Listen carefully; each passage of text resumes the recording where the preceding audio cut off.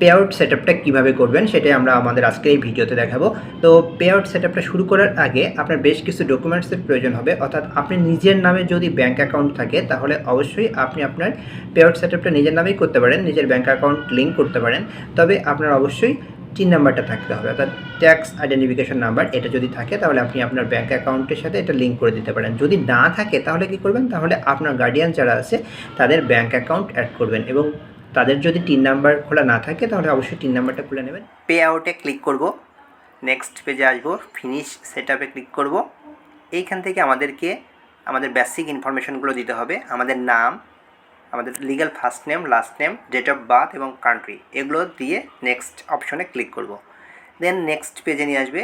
এটা খুবই গুরুত্বপূর্ণ একটা পার্ট, এটা হচ্ছে এন্টার ইওর বিজনেস ইনফো, অর্থাৎ আমার কান্ট্রি এবং আমার বিজনেস টাইপ। এটা দিয়ে নেক্সট অপশনে ক্লিক করার পর আমাদের যে বেসিক ইনফরমেশন দিতে হবে সেটা সেই পেজে নিয়ে আসবে। এখানে এন্টার ইওর ইনফো বলছে, legal first name, legal last name এবং লিগ্যাল মিডিল নেম দিতে হবে।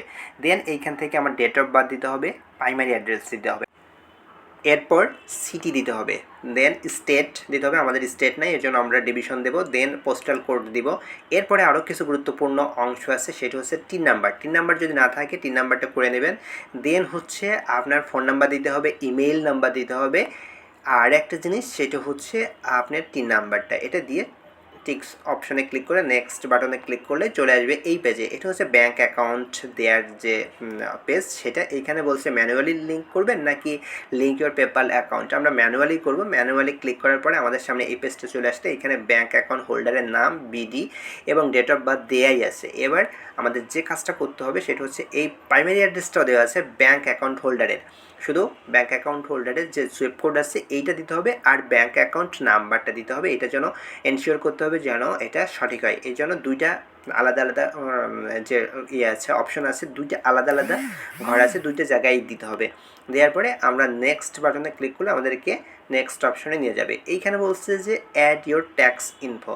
তো এখানে আমরা ট্যাক্স ইনফো অ্যাড করব। বলছে যে কন্টিনিউ অ্যাজ শ্রাবন্তী সরকার। শ্রাবন্তী, হ্যাঁ আমরা এটা শ্রাবন্তী সরকারের প্রোফাইল থেকে কাজ করছি, আমরা এটাকে শ্রাবন্তী সরকার হিসাবে এটা কন্টিনিউ করতে চাচ্ছি। দেন আমাদেরকে কিন্তু একটু রিডাইরেক্ট করে নিয়ে যাচ্ছে, বলছে continue as Shrabanti, yes Shrabanti Sarkar হিসাবেই এটাকে কাজ করছি। এরপরে বলছে যে গেট স্টার্টেড কী হিসেবে আপনার what is your tax classification, এটা ইন্ডিভিজুয়াল দিয়েছি আমরা, হ্যাঁ এটা ইন্ডিভিজুয়ালি হবে। তারপরে অপশনটা বলছে আপনি কি আমেরিকার সিটিজেন, নো আমরা আমেরিকার সিটিজেন না, আমাদের আমেরিকার গ্রিন কার্ড হোল্ডারও নাই। দেন এই জন্য নো দিলাম। তারপরে আমাদের আরেকটা অপশন চলে আসলো, এইখানে বলছে আপনি কি থার্ড পার্টি হিসেবে কাজ করছেন না, এখানে নো অপশন ক্লিক করার পরে আমরা নেক্সট অপশনে চলে আসছি। এখানে আমেরিকার যে দেখেন ট্যাক্স পেয়ারের আইডেন্টিফিকেশন নাম্বার বা টিন নাম্বার, এটা কিন্তু আমেরিকান। তো আমাদের আমেরিকার যে ট্যাক্স আইডেন্টিফিকেশন নাম্বার বা টিন নাম্বার এটা নাই, এই জন্য I have no tax identification number বা টিন নাম্বার আমেরিকান, সেটা দিয়েছি। দেন আমাদেরকে যে কাজটা করতে হয়েছে সেটা হচ্ছে প্রাইমারি অ্যাড্রেসটা দিয়ে দিয়েছি। এবার অ্যাড্রেস দেওয়ার ক্ষেত্রে বলছে যে আপনার প্রাইমারি অ্যাড্রেস এবং মেইলিং অ্যাড্রেস কি আলাদা নাকি সেম। যদি সেম হয় তাহলে ওখানে টিক দেবেন, যদি সেম না হয় তাহলে আপনি আলাদা আলাদা করে দিতে পারেন। এখানে এসে আরেকটা অপশন আছে, আপনি বলছে যে এখানে আপনি কত পার্সেন্ট আমেরিকার ভেতরে ফিজিক্যালি থেকে কাজ করবেন, 100% নাকি 0%। আমরা 0% আমেরিকার মধ্যে থেকে কাজ করবো, এই জন্য 0% দিয়ে দিলাম।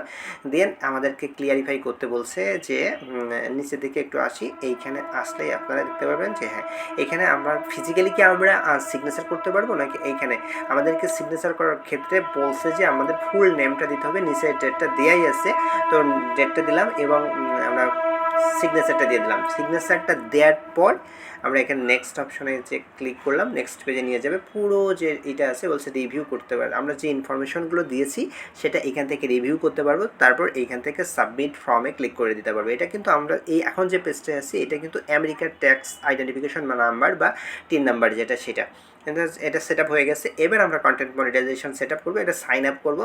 দেন একটু দেখেন সাইন আপে ক্লিক করার সঙ্গে সঙ্গেই কিন্তু নিয়ে নিয়েছি এবং এটা কিন্তু এই যে কন্টেন্ট মনিটাইজেশন সেট আপটাও হয়ে গেছে। এবার আমরা যে কাজটা করবো, নোটিফিকেশন থেকে কন্টেন্ট মনিটাইজেশন সেট আপের যে মূল পেজ সেইখানে চলে যাবো, অর্থাৎ ড্যাশবোর্ডে চলে যাবো। কন্টেন্ট মনিটাইজেশনের চলে আসার সঙ্গে সঙ্গে দেখেন এটা কিন্তু সেট আপ হয়ে গেছে, এখন সব কিছু শূন্য শূন্য দেখাচ্ছে।